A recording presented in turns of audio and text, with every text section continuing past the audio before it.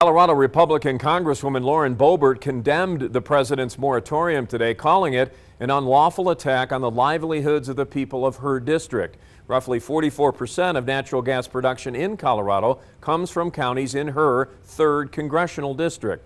As News 5's Andy KOEN reports, the freshman congresswoman becoming a vocal critic of the president's environmental policy.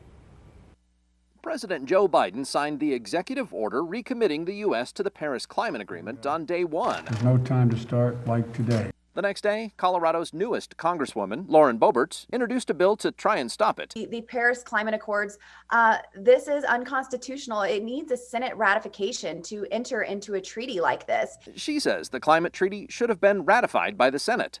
But I still want the American people to know that this was unfair to them and that there are ways to stop this if only we could have our voices be heard. The president's authority both comes from the Constitution and our own domestic laws passed by Congress. Alice Madden leads the environmental research arm of the CU Law School and says that presidents have entered tens of thousands of treaties since World War II by executive action. Sadly, I think if she had taken 10 minutes to Google this, she would have figured that out, but I don't really think that that was her real objective. The goal of the Paris Climate Agreement is to lower the global temperature 2 degrees by eliminating greenhouse gases.